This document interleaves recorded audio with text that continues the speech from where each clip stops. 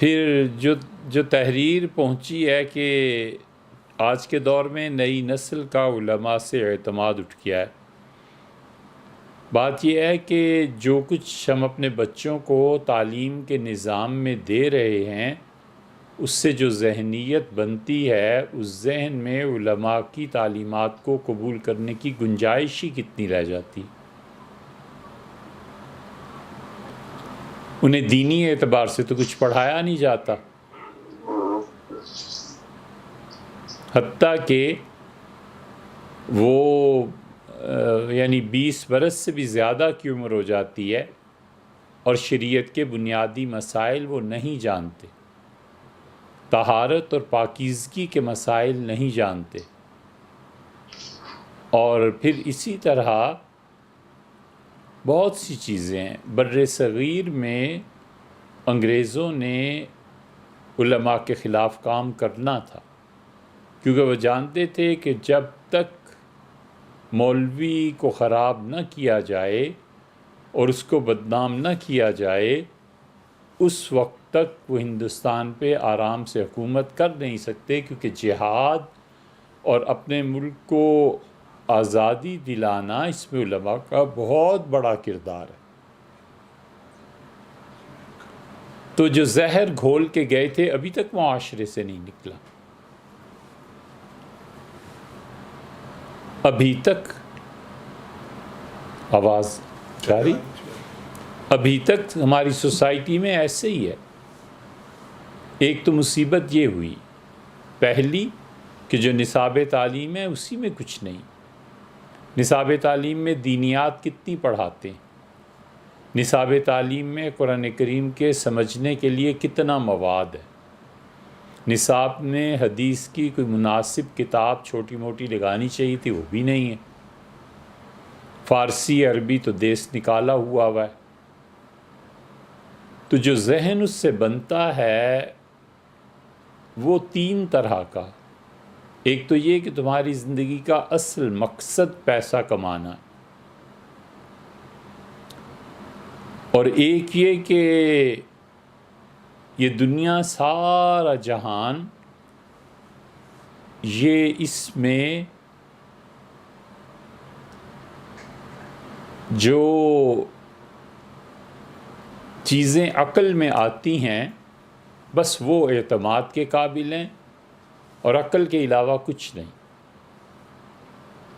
اور باقاعدہ تربیت میں یہ بات شامل ہوتی ہے جس میں تعلیم کا کم اور میڈیا کا زیادہ ہاتھ ہوتا ہے کہ ایک نہ ایک خاتون سے تمہیں محبت کرنی ہے اور پھر آگے سارے قصے۔ بر صغیر میں یہی ہو رہا ہے۔ یہ ڈراماز جو بن رہے ہیں ان کی بنیاد کیا ہے، فلموں کی بنیاد کیا ہے؟ انگریزوں میں یا جو وہاں کا میڈیا ہے وہ بھی ان چیزوں میں ہے مبتلا، مگر دوسری طرف ان کے ہاں 500 سال کے بعد کیا ہوگا دوسرے سیاروں میں، اور سائنٹیفک چیزیں بہت اعلیٰ سائنٹیفک چیزیں بھی ریسرچ بھی کبھی دیکھنے میں آتی ہے، ہمارے ہاں یہ نہیں ہوتا۔ تو اس لیے نئی نسل کو پتہ ہی نہیں ہے، نہ انہوں نے علماء کو سنا ہے۔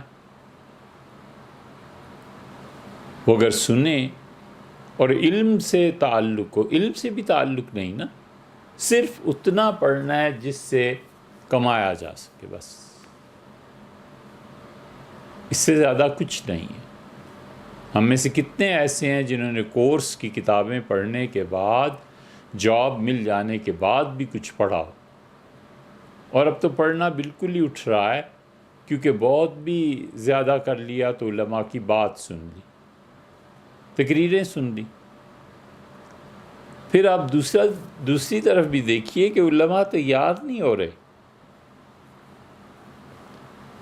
علماء کتنے ہیں؟ اب میڈیا جتنا ہے ہر ملک میں جو بھی علماء ہے کم و بیش سب کی تقریریں اور یہ چیزیں آ رہی ہیں۔ جیسے مفتی سعید صاحب پالن پوری ہیں اور مولانا تقی عثمانی صاحب ہیں، اور اس طرح کے پوروں پہ گنے ہوئے انسان ہیں، باقی کہاں ہیں؟ ہمارے ملک میں اگر عقل و بلوغت کے ساتھ 10 کروڑ افراد بھی ہیں، تو ہمارے یہاں پاکستان سے کیا آپ ہمیں 50 علماء ایسے دکھا سکتے ہیں جو انٹرنیشنل لیول پہ بول سکتے ہیں؟ نہیں ہے ایسے، رحمہم اللہ، نہیں ہے۔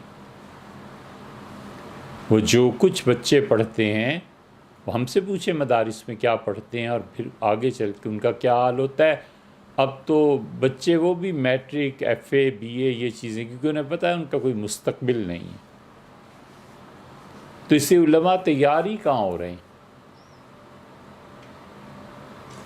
کتنی کیسٹس، کتنی چیزیں ہیں میڈیا میں۔ جن لوگوں نے عظمت تقی صاحب کو سنا ہے وہ کہتے ہیں کہ مولانا سے بہتر عالم دین ہمیں نہیں ملتا کوئی۔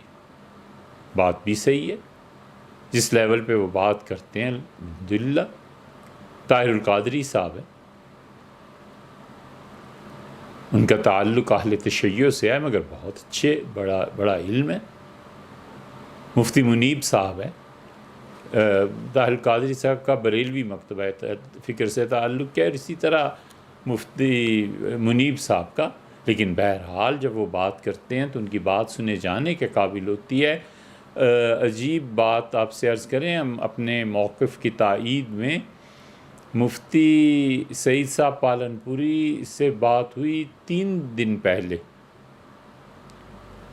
تو فون کیا تو اگرچہ مفتی صاحب آرام فرما رہے تھے، مگر بہت بہت مہربانی کی، فون اٹھایا، سنا جو بھی بات تھی۔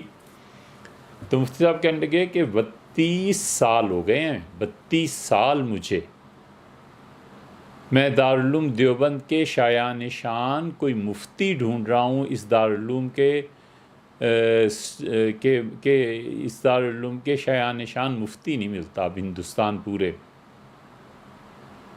فرمانے لگے کہ گجرات میں 2 یا 3 مدارس ایسے ہیں جنہوں نے مجھے آرڈر دیا ہوا ہے، وہ جو مستقل ہوتا ہے کہ کسی بھی وقت میں کوئی اچھا آدمی صحیح بخاری پڑھانے والا ملے میرے پاس بھیج دو، ہمارے پاس بھیج دو۔ اور فرمانے لگے لندن میں ایک صاحب پڑھتے تھے، وہاں سے اٹھایا اور وہاں لے گئے، انڈیا لے گئے۔ کتنے سائنٹسٹ پیدا کیے ہیں، کتنے گولڈ میڈلسٹ پیدا کیے ہیں، اب سوچیں نا، کتنے ایسے لوگ پیدا کیے ہیں جو انٹرنیشنل لیول کے ادیب ہیں۔ یہ شاعر ہمارے ہاں جو تھے فیض وغیرہ، جن کی آج دلی میں نظمیں پڑھی جا رہی ہیں اور وہ ہم دیکھیں گے، یہ سارے لوگ ان کے پائے کے اب پیدا ہی نہیں ہوئے۔ یہ سب ہندوستان کا فیض تھا، اور یہ سب وہاں کے پڑھے لکھے لوگ تھے جنہوں نے بڑے بڑے تعلیمی اداروں میں تعلیم حاصل کی تھی۔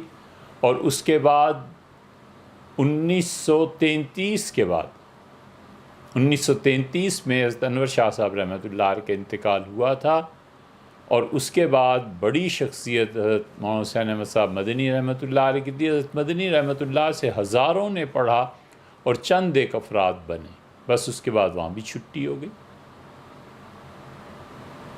تو اتنے بڑے علماء، اس سے ان کے کرنے کا کام سب کا یہی ہے کہ اب امت علماء سے خالی ہوتی جا رہی ہے۔ ہمیں چاہیے کہ محنت کر کے علماء پھر سے پیدا کریں۔ ہماری اگلی نسل اگر پڑھ لکھ جائے اور ان میں علم آ جائے تو شاید دین کے متعلق جو چیزیں ہیں وہ دوبارہ لوگوں کی سمجھ میں آنے لگے۔ علماء منقولات پڑھ، اب علماء جتنے بھی ہیں ان سے آپ پوچھیں فارسی پڑھی ہے، فارسی نہیں پڑھی۔ اور 1930 تک حضرت تھانوی رحمۃ اللہ فارسی میں حضرت بھی لکھتے رہے، سب فارسی میں لکھتے تھے۔ اب فارسی جب آپ درمیان سے نکالیں گے تو بیدل ہے، حافظ شیرازی ہیں، مولانا روم ہیں مثنوی کے، اور اقبال ہیں، غالب ہیں، یہ سب لوگ نکل گئے۔ فارسی پڑھاتے نہیں، پڑھتے نہیں۔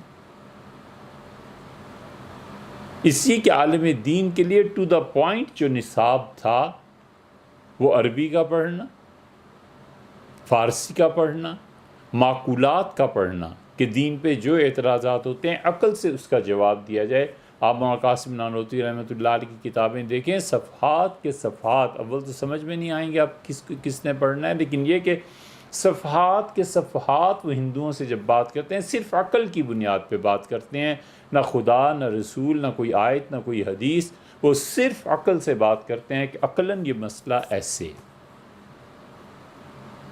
اس سے بھیا علماء پیدا کہاں ہوئے ہیں؟ ہمارے حضرت مولانا ابو الحسن علی ندوی رحمۃ اللہ علیہ فرماتے تھے کہ عربی، فارسی اور ایک مغربی زبان کوئی بھی ان بچوں کو پڑھاؤ، تاکہ آئندہ آنے والے دور میں مختلف ممالک میں جب لوگ جائیں تبلیغ کریں تو وہاں جا کر ان کی لوکل لینگویج اس میں بات کریں۔ وہ اب ہے نہیں۔ آپ نے لکھا ہے کہ نئی نسل کا علماء سے، تو علماء کو سنا ہی انہوں نے کب ہے، دیکھا ہی کب ہے؟ وہ جو شخصیات ماڈلز تھیں وہ ہیں کہاں؟ مولانا سید سلیمان ندوی رحمۃ اللہ علیہ عالم دین کہاں ہے؟ شبلی نے 1914 میں انتقال کیا اور سیرت لکھی تھی، اس کے بعد سے اب تک جتنی بھی سیرت کی کتابیں لکھی گئی ہیں سب انہی سے استفادہ کرتے، کہاں ہیں؟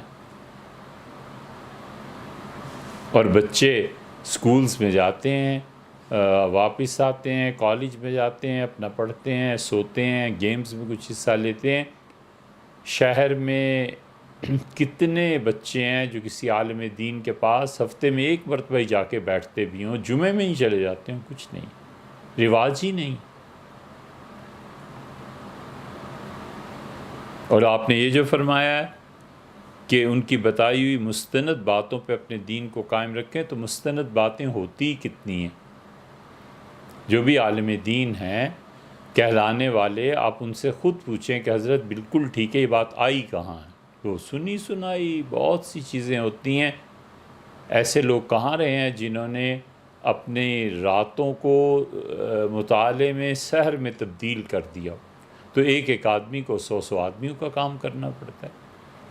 آپ کہ ہاں مولانا تقی صاحب کو بھی تشریف لائیں تو ان سے یہ سوال پوچھیے گا کہ حضرت کیا کچھ ایسے مسائل بھی ہیں جس پہ آپ نے علماء کو کہا ہے کہ اس پہ اپنی رائے دیں اور ابھی تک حل نہیں ہوئے یا رائے نہیں آئی؟ ابھی کچھ ہفتے پہلے ایک مفتی صاحب نے سوال لکھا کہ شریعت نے ہاتھ کاٹنے کی جو سزا مقرر کی ہے، اگر گیس کی چوری ہو، بجلی کی چوری ہو، تو کیا اس پہ یہ حد لگے گی؟ اور انہوں نے اپنے سوال میں بھی لکھا کہ سوائے مفتیوں کے اور کسی کا جواب نہیں چاہیے۔ اب یہ ایک مسئلہ ہے نا، اس پہ کیا رائے دینی ہے؟ کیا حضور اقدس صلی اللہ علیہ وسلم نے سب سے زیادہ سخت سزائیں کون سی دی تھیں؟ اب یہ گورنمنٹ کی طرف سے سوال ہے، تو اس سے بھیا علماء تیار ہی نہیں ہو رہے۔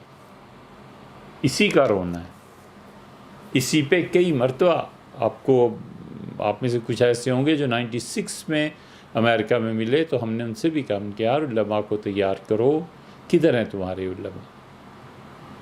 پاکستان ہندوستان سے کون جائے گا امریکہ اور انگلینڈ اور ادھر اور ادھر، اور ساری کمی کنویں میں ظاہر ہے کہ پانی اندر سے نکلتا ہے، باہر سے لا کے کوئی نہیں ڈالا کرتا۔